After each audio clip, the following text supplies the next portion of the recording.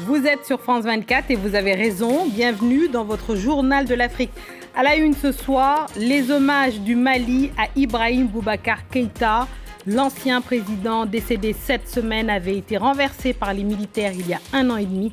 Les obsèques nationales ont eu lieu dans un camp militaire à Bamako. Nous serons en direct avec notre envoyé spécial Cyril Payen dès le début de ce journal. La grippe aviaire détectée au Burkina Faso. Une catastrophe en perspective pour la filière avicole au pays du poulet bicyclette. Reportage à suivre auprès des exploitants. Relâche ce vendredi à la CAN, pas de match, les joueurs se reposent avant les 8e de finale qui débutent ce dimanche. Zoom ce soir sur une légende locale, le Cotton Sport de Garoua. C'est le club mythique du pays. Reportage à suivre. On ouvre ce journal par les obsèques nationales de Ibrahim Boubacar Keïta. L'ancien président est mort ce dimanche chez lui à l'âge de 76 ans. Il avait été déposé par un coup d'État militaire il y a 18 mois. La junte a tenu à organiser des funérailles dans un camp militaire et nombreux sont ceux qui ont tenu à faire le déplacement pour rendre un dernier hommage à celui qui a dirigé le pays pendant 6 ans. Écoutez. Il a tout fait pour que les auteurs de la transition puissent bénéficier de tous les accompagnements possibles pour le peuple du Mali, pour le Mali, pour la poursuite de l'œuvre qu'il a entreprise pour notre pays. Après avoir quitté le pouvoir, il voyait les tractations qui se faisaient, les situations qui se compliquaient. Ça a dû l'attrister beaucoup. Et il est parti un peu avec ses chagrins dans le cœur, un pays qu'il aimait et qui est en train de s'enfoncer avec les sanctions que venait de prendre contre nous. Allez, allons retrouver notre envoyé spécial Cyril Payen en direct de Bamako. Cyril, vous avez assisté à ces funérailles organisées par une junte qui a elle-même renversé le président Ibeka. Le Mali, on le sait, connaît une transition politique tendue. Les militaires ont-ils réussi à la faire oublier le temps d'une cérémonie ? En tout cas, c'était évidemment, vous avez raison de le dire, le message assez clair, hein, une grande cérémonie qu'on a pu suivre effectivement de concorde nationale, d'hymne national, avec une succession d'éloges funéraires par les compagnons de route du président défunt, certains de ses anciens ministres, sa famille, qui ont rappelé évidemment la qualité d'homme d'État du président défunt, qui, dans une cérémonie plus privée chez lui, a été inhumé il y a quelques instants. Ce soir, ici même à Bamako, quelques jours après avoir succombé à 76 ans dimanche dernier. Et puis, vous le disiez aussi justement, près de 2 ans après avoir été déposé par ces hommes, les mêmes hommes, qui, au plus haut sommet de l'État, puisque le Premier ministre Choguel Maïga était représenté, le colonel Assimi Goïta, le président du gouvernement de transition, a été empêché, n'était pas là ce matin, mais l'ensemble du corps diplomatique était présent. 2000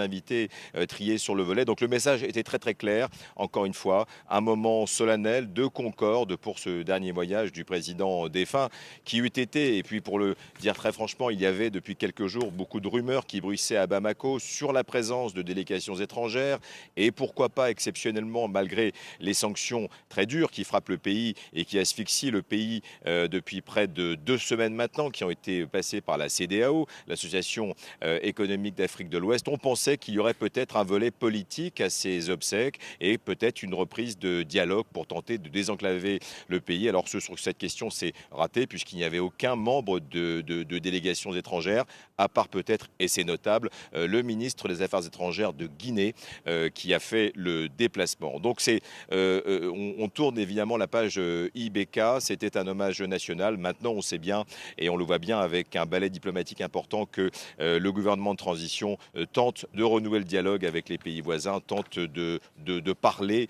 pour, encore une fois, désenclaver ce pays qui commence à être asphyxié et dont, on le sait, les prochaines semaines vont être difficiles pour les questions politiques, sociales et économiques pour des millions de Maliens.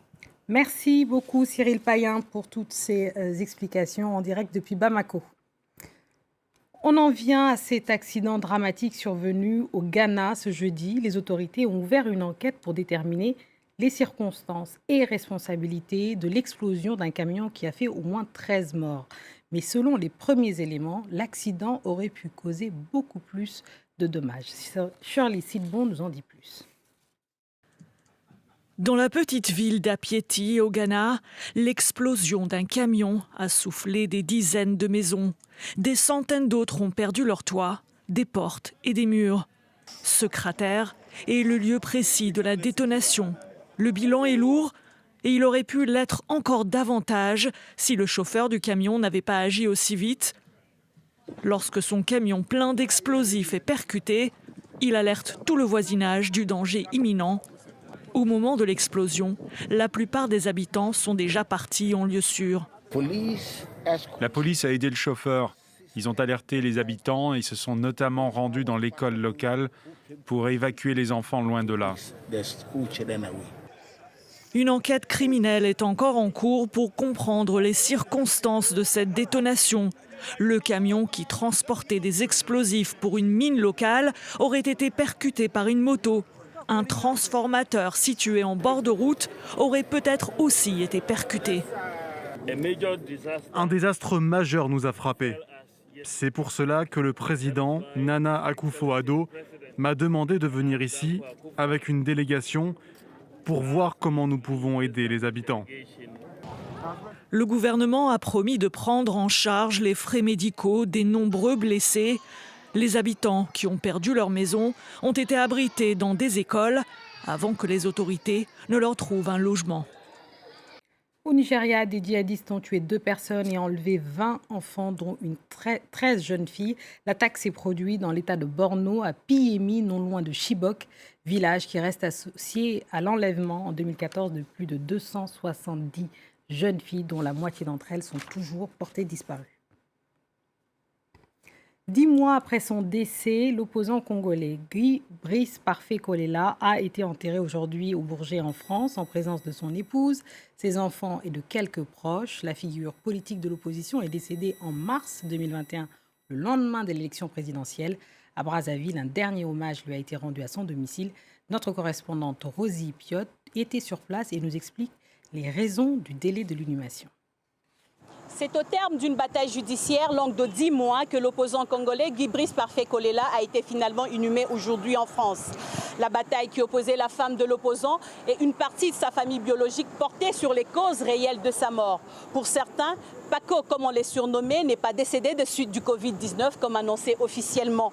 Il demandait une 3e autopsie, mais c'est finalement la veuve qui a obtenu gain de cause. Un soulagement pour les militants et les autres sympathisants et opposants qui étaient nombreux aujourd'hui à être venus dire au revoir à Guy Brice Parfait Kolela. Après 10 mois d'attente, nous ne pouvons que nous ravir de cette décision, car aujourd'hui, notre feu président va pouvoir au moins se reposer en attendant de retrouver la terre de ses ancêtres, peut-être à une date ultérieure. Je crois que chacun de nous s'en souviendra, surtout avec son message très fort pour le changement qu'il a légué au Congo, qu'il a laissé à tous les hommes politiques, parce qu'il a voulu faire comprendre aux Congolais qu'il s'est battu, mais il souhaite que ce combat arrive à la victoire, à savoir le changement et l'alternance démocratique. L'UDH-UKI, le parti de Guy Brice Parfait Kolela, prévoit d'organiser une grande messe de requiem en son honneur. Mais le parti de l'opposant est désormais divisé et de nombreux observateurs craignent une implosion. Des cas de grippe aviaire ont été détectés au Burkina Faso. Près de 500 000 volailles ont été tuées et 1 300 000 poulets ont été perdus, œufs ont été perdus depuis fin décembre. Une catastrophe au pays du poulet bicyclette. L'épidémie commence à avoir un impact économique chez les éleveurs et vendeurs de poulets. Kalidoussi. Il est 6 heures et comme tous les matins, Bibata arrive sur son lieu de travail. Avant de se rendre à l'université, cette étudiante en économie démarre sa journée avec sa passion, l'aviculture.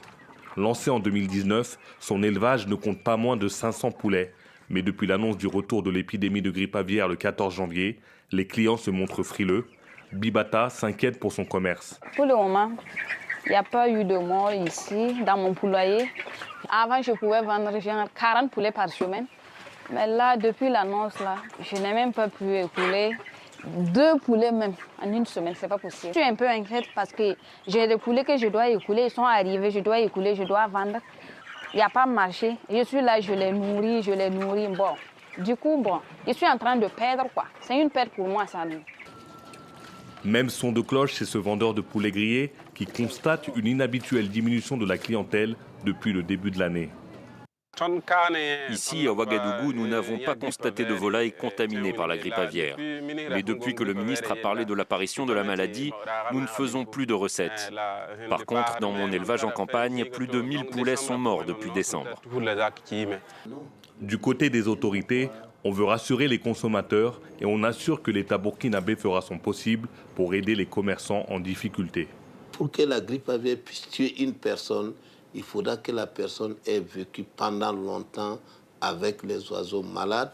Tous ceux qui auront perdu et qui ont été recensés, l'État va trouver des moyens pour pouvoir soit alléger les crédits, soit alléger le mécanisme d'importation des matières premières pour pouvoir réaliser l'activité de production. Des aides bienvenues dans un pays où le poulet fait office de patrimoine national. Pour preuve, en 2021, les autorités burkinabées ont lancé un processus de labellisation du célèbre poulet bicyclette pour valoriser le poulet local qui subit la concurrence de volailles importées. Et un point de la CAN 2021. Pas de match ce vendredi, mais le programme des 8e de finale qui commence ce dimanche. Alors 2 affiches, Burkina Faso, Gabon et Nigeria, Tunisie. Voilà, on suivra ça sur France 24. Mais cette relâche nous donne l'occasion de faire un focus sur le football camerounais. On vous propose de découvrir une légende locale, le Coton Sport de Garoua, un club phare du nord du pays, qui est le plus titré du pays, champion du Cameroun, Champions League africaine, mais aussi vainqueur de la confédération de la CAF. Mais quel est le secret de ce club qui a réussi à former tant de champions? Reportage de Richard Onanena, Tony Minga et Stéphane Noah. L'élément neutre. Comme tous les matins, l'équipe première de Coton Sport de Garoua est en pleine séance d'entraînement dans son centre. Camilo, tu bloques, non? Sous les ordres de Souleymane Aboubacar, les champions en titre du Cameroun peaufinent leur préparation malgré la tenue de la CAN. Nous sommes le seul club pour le moment, pour l'instant au pays, qui faisons la une de notre championnat. Donc la CAN normalement ne devait même pas nous perturber, étant donné que juste après cette CAN-là, le 13, nous jouons déjà une compétition africaine. Nous jouons contre Al-Masri d'Égypte. Il faut que nous soyons en chambre. S'illustrer une nouvelle fois sur la scène continentale, l'ambition renouvelée de Coton Sport. En 20 ans, le club phare de la région du Nord a réussi l'exploit de devenir le plus titré de l'histoire du foot camerounais, avec 16 championnats et 6 coupes nationales. Des trophées entreposés au siège du club que nous montre ici fièrement Fernand Sadou, le président. Bien, ici nous sommes dans la salle de réunion où nous avons mis presque toutes nos distinctions honorifiques que nous avons eues depuis la création du club, depuis 1986. Ouais, ici, là, vous avez une image qui illustre 2 grands joueurs de Coton Sport, Aboubacar Vincent et Sali Edgar. Aboubacar Vincent qui actuellement continue dans les Lions, indomptable. L'attaquant vedette de la sélection camerounaise et actuel meilleur buteur de la CAN fait partie du vivier des talents formés par Coton Sport. 12 années plus tard, dans cet hôtel où séjournent les joueurs camerounais, il tient à exprimer sa reconnaissance. Je dois tout à Coton Sport aussi. C'est un club qui m'a aussi propulsé, qui m'a aussi lancé, qui m'a permis aussi de signer, à Valenciennes. Donc je pense que c'est un club qui m'a beaucoup marqué durant ma période, durant ma carrière. Vincent Aboubacar, symbole de la réussite de Coton Sport de Garoua et de la formation camerounaise. À Garoua, où il a touché ses premiers ballons, ses exploits retentissants sont plus que jamais une source d'inspiration pour les jeunes. C'est la fin de ce journal. Merci à tous ceux qui nous ont suivis, en particulier à ceux de Mumba à Babelwed, en passant par San Giorgio à Cremano. Restez avec nous car l'actualité continue sur France 24.